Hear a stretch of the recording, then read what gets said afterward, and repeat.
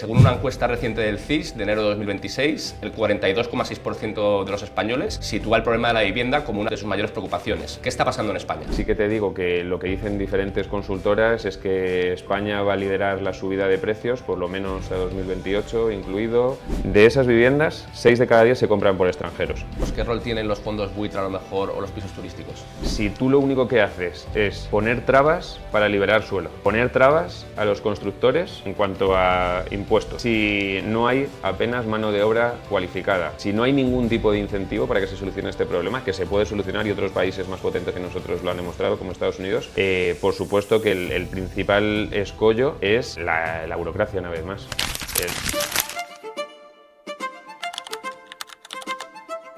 Buenas tardes a todos y a todas y bienvenidos a un nuevo episodio de Las Quimeras de Arévalo. En el episodio de hoy vamos a hablar sobre hipotecas y sobre vivienda, y para ello contamos con la participación de Álvaro Soler, broker hipotecario y experto en vivienda. Álvaro, muchas gracias y bienvenido a Las Quimeras. Gracias a ti por invitarme. Te iba a comentar, según una encuesta reciente del CIS de enero de 2026, el 42,6% de los españoles sitúa el problema de la vivienda como una de sus mayores preocupaciones. ¿Qué está pasando en España? Bueno, en España creo que están pasando varias cosas. Lo primero de todo, que no hay oferta, y eso es un hecho.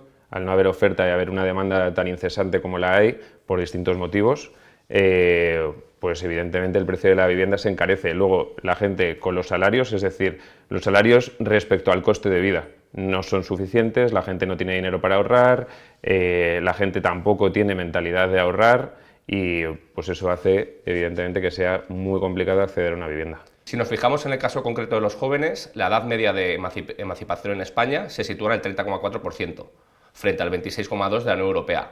¿Estamos los jóvenes condenados a vivir eternamente con nuestros padres? Bueno, depende. Yo creo que, pese a que hemos dicho que lo tenemos complicado, ¿no?, por distintos motivos para acceder a una vivienda, creo que también otra de las barreras que hay, de la que se habla poco o no se quiere hablar, es que hay una barrera mental. Es decir, que hay muchos jóvenes que han vivido una vida de clase media, la clase media está prácticamente desapareciendo, han vivido en barrios que no estaban mal y se niegan a bajar el listón, y a lo mejor tienes que empezar bajando el listón para luego volver a esa clase media o incluso subir a una clase superior, media alta. Has hablado del nexo entre la subida del precio de la vivienda y la conexión con la subida de los salarios reales, ¿no? Se estima que el precio de la vivienda ha subido un 70%, frente a los últimos 30 años la subida de los salarios ha sido de un 2,75%. ¿Estamos ante un problema estructural? Desde luego.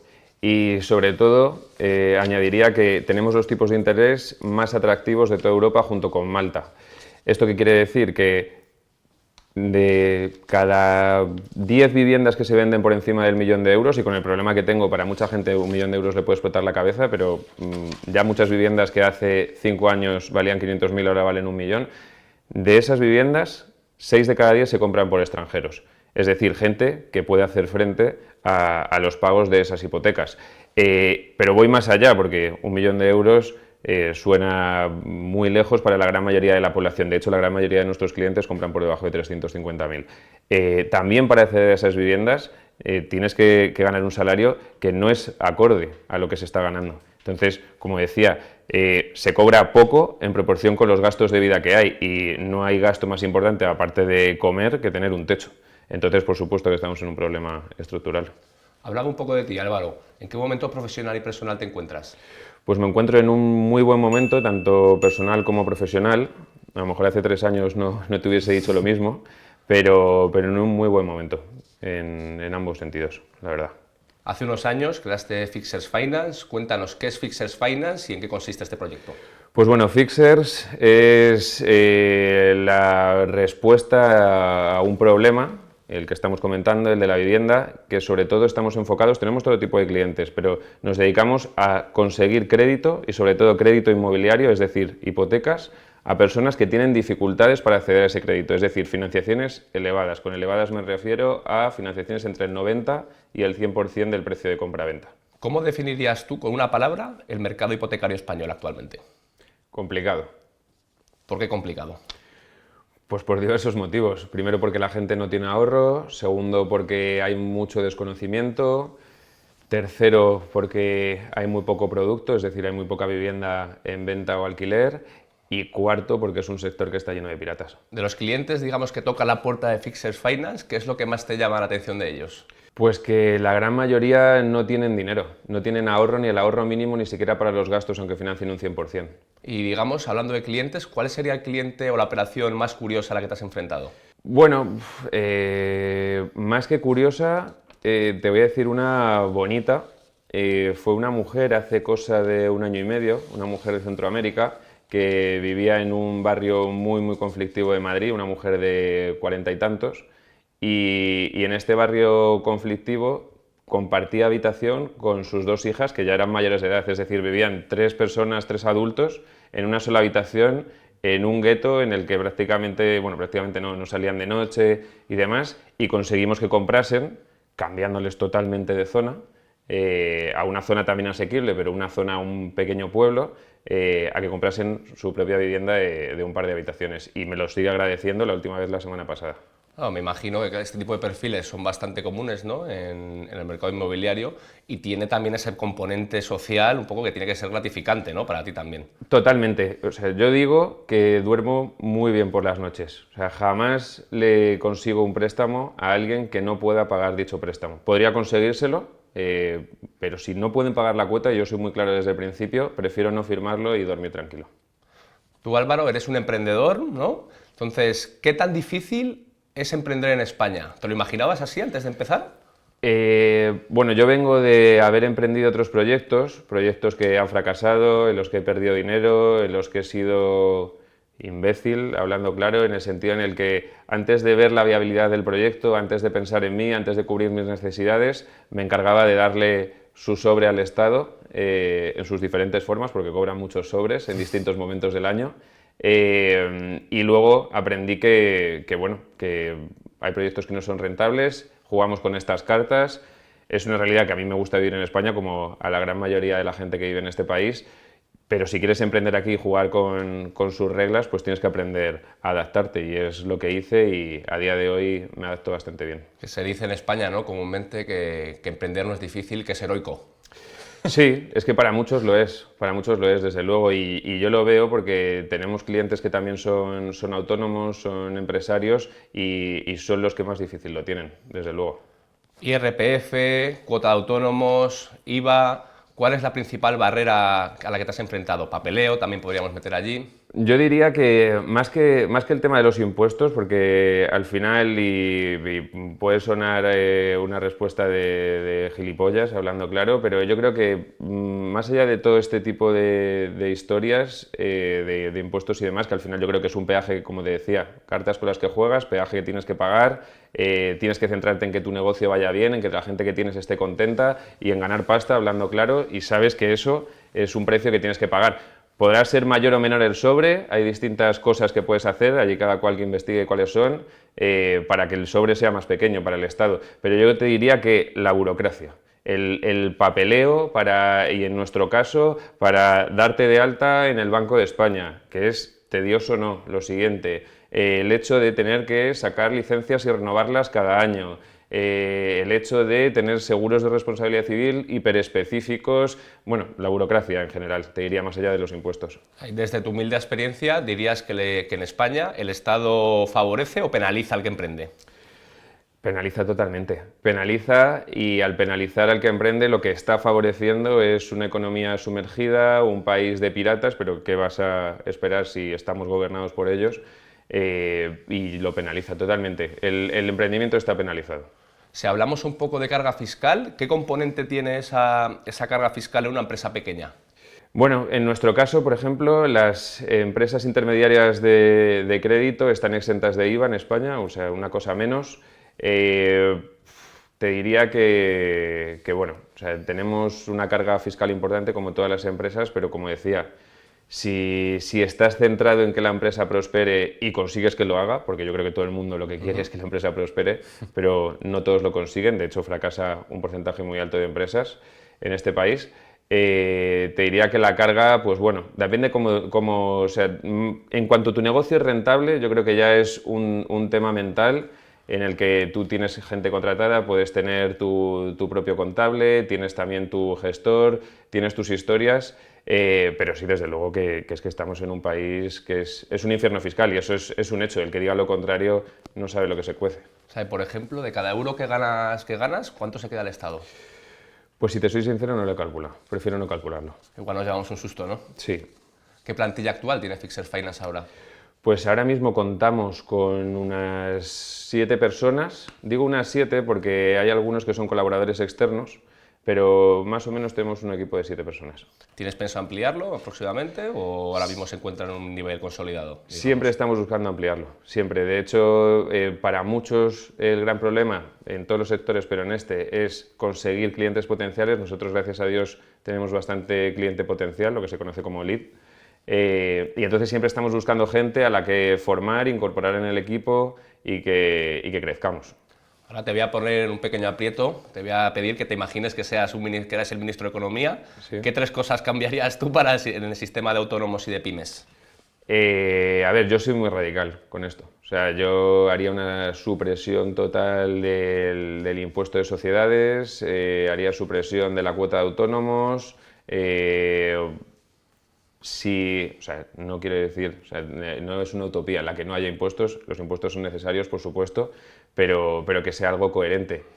Coherente y que vaya en proporción a las ganancias del individuo, porque aquí hay gente ganando muy poca pasta, con muy poca pasta, te digo, facturando 700, 1000 euros al mes y se le está yendo casi la mitad o prácticamente la mitad todos los meses en este tipo de historias. Entonces, y al que se mete 6, 7, 20, 40 al mes en el bolsillo, sí, le estás haciendo daño, pero no le vas a quitar el pan. Pero hay gente que pasa penurias y luego tenemos a gente diciendo a políticos que no, es que si no te va bien la empresa no haber emprendido. Es que eso me parece una aberración cuando probablemente no haya funcionado la empresa porque les has puesto la zancadilla. Entonces, resumiendo, que me enrollo, les facilitaría las cosas a los empresarios autónomos, que es lo que hace que un país prospere.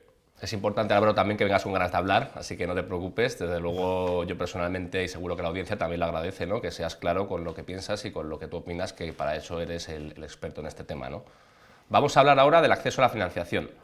Para una persona, digamos, que no entiende mucho sobre el sector, ¿no? ¿Cómo en cristiano, cómo funcionaría el sistema hipotecario español, digamos? Vale, es difícil no enrollarse, pero voy a intentar no meterme en tecnicismos y hacerlo fácil. O sea, un poco para que se vea qué pasos hay desde que entras al banco en este caso acudes a un broker hasta que consigues la hipoteca. El proceso de compraventa de vivienda en España con hipoteca es el siguiente. Ves casas, te planteas comprarlas, o debería ser el siguiente, mejor dicho. Lo primero que debes hacer es ir al banco, recurrir a un profesional que vaya a esos bancos por ti, ¿vale? Una vez que ese banco te ha validado tu perfil y sabe que eres solvente para la vivienda que estás comprando o te dice cuál es tu techo, lo siguiente sería buscar esa vivienda. Cuando tengas esa vivienda, tasas esa vivienda y una vez tasas esa vivienda, cotizas los seguros y demás, pasas a una última fase, que es toda la fase de escritura. Previa fase de escritura, te van a dar todas las condiciones en un papel, lo estoy diciendo sin un solo tecnicismo, porque entre medias... Sí, para que la gente que no tiene mucho conocimiento sí, técnico pueda hacerse una idea, ¿no? Eso es. Y en tema de tiempos, ¿qué tiempo tendría todo el proceso completo? Pues desde que levantan el teléfono y nos llaman a nosotros o acuden al primer banco, deberían de pasar unos 60 días aproximadamente, pero bueno, luego depende de lo que tardes en buscar la casa que te gusta, las trabas que te pongan, etcétera, etcétera, pero la media suelen ser 60 días. ¿Es realmente fácil acceder a una hipoteca? ¿Esto es realidad o utopía? Porque los datos dicen que en el 2025 se han firmado más compraventas que nunca, con más de 700.000, si la comparativa de 2007 a 2025, ¿vale? ¿Esto es barra libre para todos o hay un perfil como específico que se beneficia de este tipo de operaciones? Creo que hay barra libre, pero hay mucha gente que todavía no lo sabe. O sea que podría haber más. Los bancos siguen teniendo la mano abierta, hay bancos que financian a perfiles que tienen poco ahorro y por ende necesitan una financiación elevada. Y tienen trabajos muy normalitos, con muy normalitos digo nóminas por debajo de los 2.000 euros netos mensuales. O sea que sí, yo creo que es un buen momento. Y si hablamos del Euribor, ahora mismo, a día de hoy, ha subido en torno a 6 puntos, ¿no? Entonces, ¿qué pasa con las cuotas de quien firmó una hipoteca variable hace unos años, en torno a 2022, digamos? Bueno, pues pueden pasar dos cosas. Que se mantengan en variable, que hay gente que lo asume.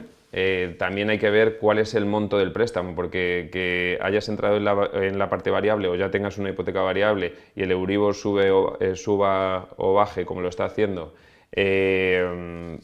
puede significar unos pocos euros, ¿vale?, al mes. En otros casos, como decía, dependiendo del monto del préstamo, puede suponer que pagues el doble de hipoteca. Y luego, pues hay gente que se puede mantener ahí, como decía, o hay gente que puede coger y decir, oye, me voy a ir a otro banco, que eso se llama subrogar, se puede hacer, y hay bancos que estarán dispuestos, si tienes un perfil medianamente solvente, es decir, que estás pagando el préstamo religiosamente, probablemente te puedas ir a otro banco. Entonces hay opciones. ¿Fija, variable o mixta? En abril de 2026, ¿tú qué recomendarías? Mixta. ¿Por qué razón? Mixta.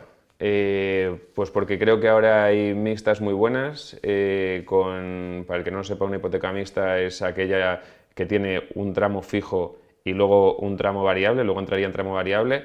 Este tramo fijo puede ser entre 3 y 20 años, o sea que tienes un abanico muy amplio. A mayor tramo fijo, mayor tipo de interés, pero recomendaría estas hipotecas porque son las más cómodas. ¿Y a qué me refiero con cómodas? Pues que tienen los seguros más baratos, no tienen coste por apertura de expediente, no tienen coste por amortización anticipada parcial, son cómodas, son flexibles y, como decía, la gran mayoría de nuestros clientes les recomendamos una hipoteca mixta, están en una hipoteca mixta y cuando entran en la parte variable, o antes de que entren, mejor dicho, les estamos subrogando. ¿Una fija es buena? Pues para perfiles decentes, pero es que ahora te dan mejores tipos en una mixta y es que tienes tiempo de sobra. La hipoteca media en España dura en un banco 10 años porque la gente se la lleva a otro banco porque ha vendido su casa, entonces yo creo que me metería en una mixta. Una mixta, pero también habría que tener en cuenta el perfil, ¿no?, del que accede a la hipoteca. Sí, y luego es que hay gente que no tiene opciones. O sea, hay gente que si quieres un 100%, no tienes apenas ahorro y justificable, y aparte quieres un buen tipo de interés, es poco probable que lo encuentres, pese a que tu perfil sea bueno. Y el banco te está empujando a que tengas una mixta, porque te está diciendo, oye, te puedo dar una fija, pero tiene unas condiciones que son tan pésimas que ni te lo vas a plantear. Entonces, también depende de si tienes opciones o no. Si no las tienes, pues te tienes que comer lo que te den. Ahora que mencionas a los bancos, ¿qué papel juegan los bancos? ¿Es verdad que compiten entre ellos o están alineados? No, los bancos compiten entre ellos, totalmente. Y sin entrar en decir nombres de entidades, hay 5 bancos, podríamos decir, 5 o 6 bancos que son los que compiten por el tipo de interés más competitivo. Son los que menos porcentaje de financiación dan, alguno podría llegar al 90 a lo mejor, pero suelen estar por debajo.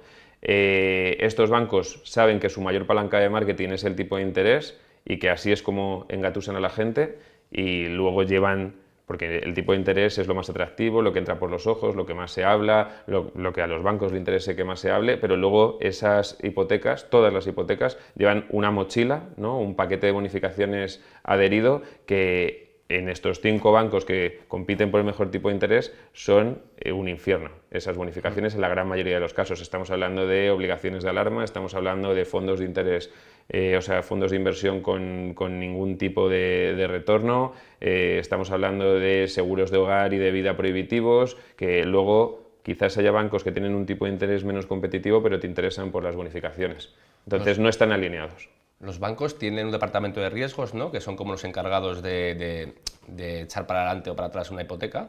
Digamos, ¿cuál es el perfil que es un poco más complicado para ellos, ¿no?, o que interesa menos? ¿Autónomos, jóvenes con poca duración laboral, parejas sin aval? Lo que menos gusta a cualquier banco es un autónomo, lo que menos con diferencia. Luego diríamos un fijo discontinuo, un interino, luego un indefinido, y lo que más gusta es un funcionario.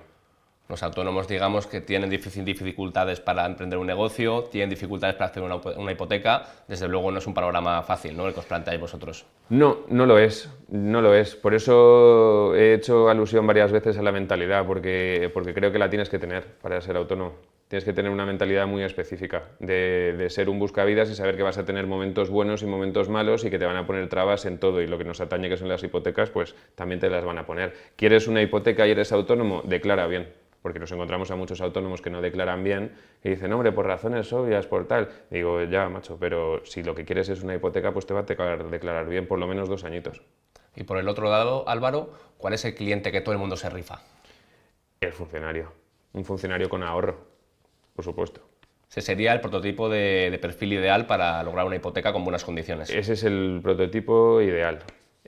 Funcionario, pero si te das cuenta he añadido la palabra ahorro, porque puedes ser funcionario, que tu contrato, tu tipo de contrato es el más valorado por las entidades, pero si no tienes ahorro demostrable para los gastos o no el suficiente, te van a degradar un poquito. Quiero decir que no vas a poder acceder a todos los bancos y no vas a poder acceder a las mejores condiciones. Vamos a hablar ahora de tu día a día en la oficina, ¿no? ¿Cuáles son los errores que más se repiten del cliente medio que va a Fixers Finance? Bueno, el típico es buscar casas sin saber realmente qué casa se puede permitir, ese es el más habitual. Yendo un paso más allá, el que no solo busca la casa, sino el que la ha señalizado, muchas veces por desconocimiento, es decir, porque no sabe hasta dónde puede optar, y otras veces porque intermediarios, sobre todo agentes inmobiliarios, y tengo colaboradores que lo son y los hay buenos, pero son pocos los que son buenos, les han empujado a que hagan esa reserva, saben, se aprovechan que hay muy poco producto, como comentábamos, entonces alguien que dice, esta casa me encaja tal, y a lo mejor tienen 5 o 10.000 euros de ahorro, y les dicen, oye, ponlos, resérvalos. Estas reservas no suelen estar supeditadas a la financiación, quiere decir que si no consiguen el préstamo van a perderlas, y llegan a nosotros diciendo, oye, la inmobiliaria nos dijo que conocían a alguien que nos sacaba un 100%, que es lo que necesitamos, y no nos dan ni el 80%. Esos perfiles nos han llegado. Justo te iba a preguntar ahora por el porcentaje de financiación que se está dando. ¿Sigue siendo en torno al 80% o se puede acceder incluso a un 100% de financiación? Se puede acceder a un 100%, no todos los bancos lo dan. Cuanto más porcentaje de financiación, menos bancos lo dan. Pero seguimos en un momento en el que, pues yo qué sé, lo que se habla, ¿no?, en la calle, lo que dicen los medios y demás, es que tienes que tener el 20% más los gastos, es decir, que el banco te da un 80%, pero no es cierto. No es cierto, se puede acceder hasta el 100% y en algunos casos el 100% más gastos. Y para acceder a ese 100%, ¿cuáles serían los criterios a tener en cuenta por vuestra parte? Pues, curiosamente, excepto uno de los bancos con los que trabajamos que da el 100%, los otros no nos piden ni siquiera movimientos de cuenta, es decir, no nos piden ahorro demostrable. Es decir, con que sean indefinidos, con que puedan permitirse la casa que quieren comprar por el ratio de endeudamiento, es decir, que puedan pagar la cuota, y con que tengan una antigüedad mínima, y con mínima estamos hablando, nosotros lo sacamos desde 6 meses, hay perfiles muy buenos que incluso menos. Con esos criterios ya sería suficiente para acceder a un 100%. Las hipotecas van totalmente ligadas de la mano de las viviendas, ¿no? Vamos a ir al grano. ¿Cómo está el mercado de la vivienda en España ahora mismo? Pues el mercado de la vivienda está jodido en varios aspectos. Jodido porque cada vez hay más demanda y menos oferta. Me podría meter en historias que todos conocemos, pero si nuestra población aumenta drásticamente, que lo lleva haciendo varios años y ahora lo va a hacer más por eventos que muchos conocemos y no me quiero meter en ese charco, van a hacer que el precio se encarezca, a más escaso, más valioso y por tanto más difícil de acceder a ello. Entonces ese sería uno de los problemas, lo veo jodido, el panorama de la vivienda. Veo jodido también que la gente no tiene apenas ahorro y que cuanto más cara es la vivienda, más ahorro necesitas. Incluso en barrios marginales que antes las viviendas hace 5 años valían 60, 70.000 euros, ahora se están viendo en torno a 170, 180, barrios que no querrías pisar ni en pintura. Entonces el panorama está muy jodido. O sea, pero ¿hablamos únicamente de un problema de oferta o también hay un componente importante de regulación? Porque el Banco de España prevé que es necesario construir más de 700.000 viviendas para achacar este problema y, sin embargo, el ritmo de crecimiento no llega ni a los 265.000, ¿no? Sí, es un problema regulatorio también en toda regla. O sea, la falta de oferta va ligado a ello.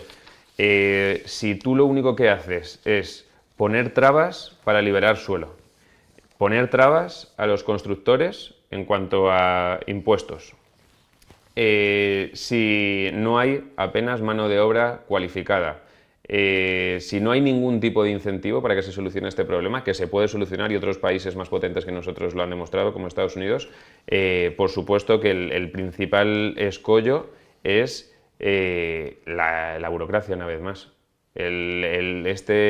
sistema, y voy a hablar muy claro, sistema mafioso en el que estamos inmersos en muchos países, pero sobre todo te diría que España es uno de los que más. Así que sí, es un problema estructural más allá de la oferta. La oferta es una consecuencia. Analizando un poco este ecosistema, ¿no?, español, ¿de quién sería la culpa? ¿Del Estado, de las comunidades autónomas, de nuestros abuelos que no quieren vender la casa, del arrendatario? Del Estado, por supuesto, porque al final cada uno con su propiedad debería de hacer lo que quisiese. Entonces, si una persona, independientemente de su edad, no quiere vender su casa o la quiere vender acorde a cómo está el mercado, pese a que a ellos le costase 2 duros y ahora su casa vale medio millón, ¿por qué no va a hacerlo? Es su propiedad y puede hacer lo que quiera. Pero todo esto es consecuencia, como decía una vez más, de un Estado que es totalmente ineficiente. Pero en este sistema que tú has catalogado de mafioso, digamos, ¿qué rol tienen los fondos buitre a lo mejor o los pisos turísticos? Pues mira, si recurres, porque a mí me gusta recurrir a fuentes fiables, ¿vale? Tú te puedes meter en internet, recurrir a cualquier foro, recurrir a cualquier portal inmobiliario, pero si tú recurres a una página seria, como es la página del Consejo General del Notariado, y ves en 2025 qué porcentaje de las operaciones de compraventa, de las transacciones, se hicieron entre particulares y qué porcentaje se hicieron entre sociedades, y ahí metería fondos y demás, es brutal. La cantidad de operaciones que se hicieron por parte de propietarios respecto a fondos, más del 80% entre particulares y el resto entre sociedades y fondos. Es decir, ¿tienen importancia? Sí, en el titular queda muy impactante decir que BlackRock o quien sea, Blackstone, ha comprado 40.000 viviendas, pero que son 40.000 viviendas en todo un país. No es prácticamente nada.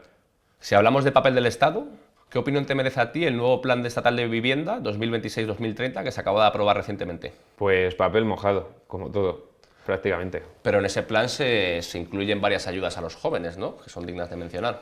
Sí, pero entrando justo en las ayudas, porque yo creo que el plan es ineficaz de principio a fin, pero entrando justo en lo que comentas, este tipo de ayudas casi siempre están envenenadas y casi siempre van ligadas a lo que podríamos conocer coloquialmente como bolsas de dinero.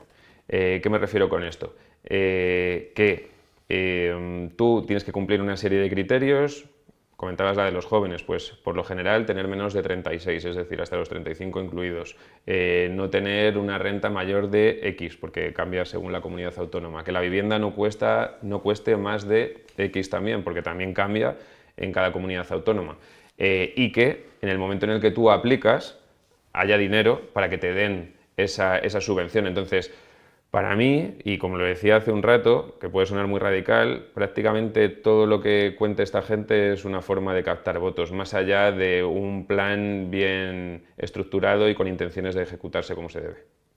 Tú eres un broker hipotecario, ¿no? Para la gente que no conoce ese término, ¿qué es un broker hipotecario y en qué se diferencia de un comercial de banco a lo mejor? Vale, pues un broker hipotecario lo que va a hacer principalmente es que te compres una vivienda. Te compres una vivienda tanto si no puedes comprártela por tu cuenta como si puedes comprártela por tu cuenta pero no acceder a las condiciones que yo te puedo conseguir o mi equipo te puede conseguir. Y a diferencia de un comercial de un banco, bueno, nosotros no estamos casados con nadie, estamos registrados en el Banco de España y por ende podemos trabajar con todas las entidades bancarias y prestamistas que operan en España, y lo que vamos a hacer es conseguir lo mejor para ti. El comercial del banco va a conseguir lo mejor para el banco y para su bonus. Si tú ganas, el broker hipotecario gana.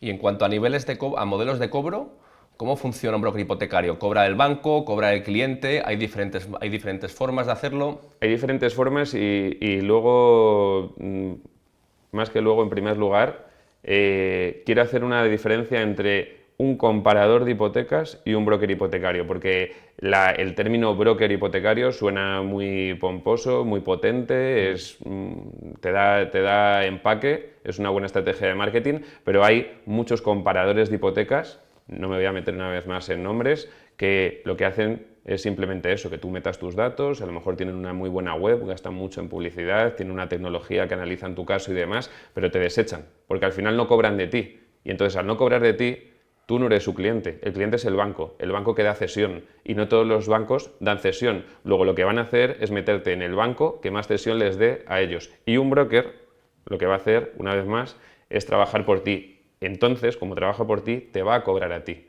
Y en la gran mayoría de casos, los bancos con los que trabajan los brokers hipotecarios no les dan cesión. Algunos sí, no voy a decir que no, porque algunos sí dan cesión, pero la gran mayoría no, y sobre todo para la gente que no tiene ahorro y tiene perfiles malos. ¿Y cuándo realmente tú recomiendas trabajar con un broker hipotecario? Y por el contrario también, para ver los diferentes puntos de vista, ¿cuándo no?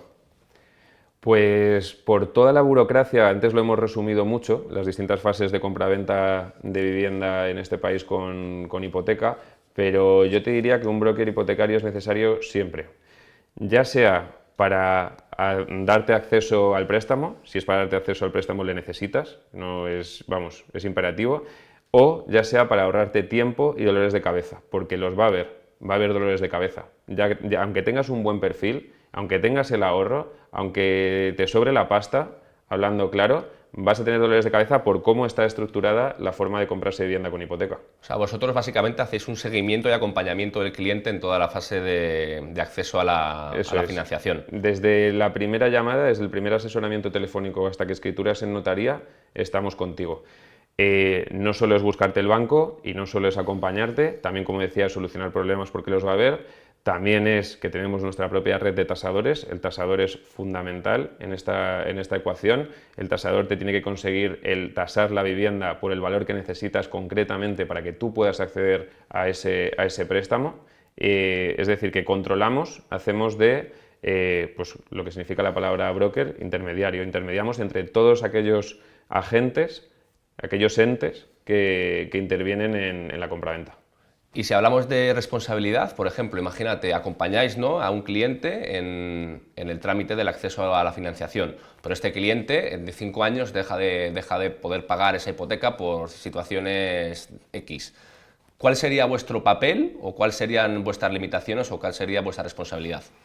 A ver, esto al final nosotros somos intermediarios entre prestatario y prestamista. Si el prestatario deja de pagar el préstamo al prestamista, nosotros no somos responsables, somos simples intermediarios. Ahora bien, si te dedicas a meter perfiles que son malos perfiles a sabiendas y el banco te coge y en un año te dice me has metido 100 operaciones y se han caído 95, pues te van a dar un tirón de orejas, evidentemente. Efectivamente, o sea, tenéis que también tener cuidado, ¿no?, con el tipo de perfiles que metéis porque os puede repercutir de forma negativa. Eso es.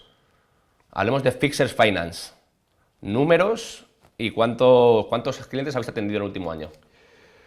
¿Cuántos clientes hemos atendido el último año? Pues el último año te diría que... no lo sé. No sé cuántos. Te podría decir más de 100, más de 150 que se haya materializado la hipoteca. Tendría que sentarme a verlo. ¿Y el importe medio de estas hipotecas cuál podría ser aproximadamente? ¿El importe de la hipoteca o lo que les cobramos nosotros? El importe de la hipoteca a la que quieren acceder. Vale. Pues estamos hablando de viviendas por debajo de 350.000 euros en la gran mayoría de los casos y porcentajes entre el 90 y el 100% de financiación. Pues estamos hablando que la gente suele firmar una hipoteca con un préstamo a lo mejor de 200, sería 250. ¿Y de estas operaciones hay algún porcentaje de éxito o de fracaso, digamos, en las que lleváis a cabo? Si el cliente firma con nosotros, nuestra tasa de éxito es del 99%. ¿Y cómo está creciendo la competencia en vuestro sector, ¿no? Porque el modelo de broker hipotecario antes a lo mejor no era tan conocido, pero sí que es verdad que cada vez más se dan a conocer diferentes entidades que llevan a cabo esto, ¿no?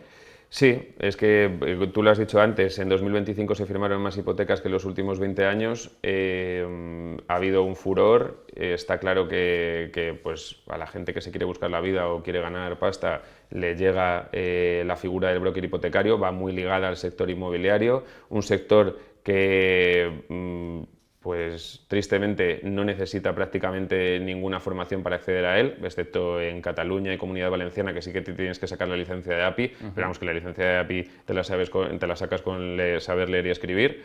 Entonces va muy ligado. ¿Qué pasa? Que la figura del broker hipotecario sí tiene ciertas barreras. Para que seas un broker hipotecario con todas las de la ley, tienes que tener una licencia, tienes que estar registrado en el Banco de España, tienes que mantener ese registro todos los años, tienes que tener un seguro de responsabilidad civil, tienes que tener una serie de cosas que no todo el mundo tiene, pero bueno, está lleno de piratas, lleno. No es vuestro caso, entiendo. No es nuestro caso. Me alegro por ello. Vamos a hablar de futuro, Álvaro. ¿Sigue siendo España un buen país para invertir? Y en este caso, ¿dónde invertirías tú 100.000 euros, por ejemplo? ¿En criptos, en oro, en vivienda? Yo creo que España sigue siendo, pese a lo que diga mucha gente, y a lo mejor más de uno me tiraría una piedra a la cabeza, pero creo que sigue siendo un buen país para invertir. Hay que diferenciar cuáles son tus objetivos de inversión, hay que diferenciar si tienes un objetivo de inversión a corto, medio o largo plazo.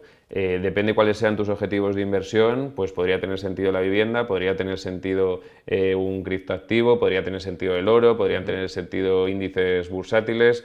Es que yo creo que sí, o sea, por no enrollarme, creo que sí que tiene sentido España, pero lo primero que tienes que saber es cuáles son tus objetivos, con qué capital cuentas y si ese capital realmente, que yo creo que en todos los casos debería ser así, lo necesitas o no. No deberías de necesitarlo. ¿Y Eso cómo seguro. crees tú que va a estar el mercado de la vivienda en un futuro próximo, ¿no? 2030, 2035. Hombre, no me puedo ir tan lejos, porque yo creo que eso no lo sabe ni el presidente del Banco Central Europeo, pero sí que te digo que lo que dicen diferentes consultoras es que España va a liderar la subida de precios, por lo menos por lo que he leído hasta 2028 incluido, y que va a seguir complicado. Yo te diría que lo que nos queda de década va a seguir complicado. Y de esas 700.000 viviendas que el Banco de España dice que hacen falta para hacer frente a este problema, ¿tú ves realista que en los próximos 10 años se pueda llegar a construir esta cifra de viviendas? Con el sistema que tenemos, no, actualmente, imposible. Si se cambiase el sistema, sí. Y hay casos, y voy a hacer alusión a un caso concreto, la ciudad de Houston solucionó su problema de vivienda en 5 años y lo hizo a base de construir y todo lo que ello conlleva, es decir, regular más rápido, poner menos trabas, incentivar, etcétera, etcétera. Básicamente O sea es dar facilidades, ¿no?, a quien es. quiera hacerlo. Si se quiere, se puede arreglar. Ese es el mensaje. ¿Eres optimista o pesimista con el futuro? Soy realista y creo que ahora mismo la cosa está muy jodida para la gran mayoría de la población porque veo cientos de nóminas encima de mi mesa cada mes y veo que la gente, independientemente de si está formada o no, independientemente de si es camarero o es ingeniero, tiene más dificultades para acceder a una vivienda como él quisiera o como él cree que podría acceder por su puesto de trabajo y su formación. O sea que soy realista, es decir, creo que es imperativo, antes podía ser una opción, pero creo que es imperativo invertir poco a poco, invertir con cabeza, no tiene por qué ser en vivienda. Creo que es imperativo apretar los dientes y ser realista. Y creo que si eres realista, inviertes con cabeza, tienes un plan, no vas pensando que te van a solucionar la papeleta el Estado o un tercero, independientemente de quién sea, creo que si todo eso lo llevas a raya, pues puedes tener una buena vida y ya puedes ser optimista si quieres. Desde luego, entre utopía y realidad nos quedamos con la realidad, ¿no? Desde luego. Para esta última fase de la entrevista, Álvaro, te voy a pedir que des una serie de mensajes a cámara, ¿vale? En primer lugar, me gustaría que te dirigieses a esa persona que tiene pensado comprar su primera vivienda los próximos 12 meses. Bueno, si tienes pensado comprar tu próxima vivienda en los primeros 12 meses, infórmate, lo primero de todo, a cuánto puedes acceder y ten por seguro que es un proceso complicado, es muy tedioso, va a haber problemas, así que valora contratar a un profesional, es el mejor consejo que te puedo dar. ¿Qué mensaje le darías a los políticos? Ya tenéis demasiada pasta, iros a un paraíso, a disfrutar a la playa con todo lo que nos habéis robado y cederle el paso a alguien que de verdad ame nuestro país y que quiera que todos prosperemos. Sin pedir cifras de facturación, ¿qué KPIs utilizáis vosotros para medir y saber si ha sido un buen o mal año? Bueno, pues fundamental captación de cliente potencial, cuántos de esos clientes potenciales se convierten en contratos firmados y cuántos de esos contratos firmados se cobran finalmente. Y si hablamos de tecnología, ¿cómo va a afectar los simuladores automáticos, la inteligencia artificial? ¿Cómo puede esto afectar a vuestro sector? Bueno, a día de hoy yo creo que en esto sí voy a ser optimista, creo que es algo que nos lo puede facilitar a los que seamos profesionales de verdad y te diría que un algoritmo no puede sustituir a la gente que estamos ayudando, a los que lo tienen complicado de verdad. Y para terminar, Álvaro, ¿dónde quieres ver a Fixer Finance en los próximos 5 años? Pues hombre, lo quiero ver en la luna. Me encantaría tener 50 empleados. Muchísimas gracias, Álvaro, por tu tiempo.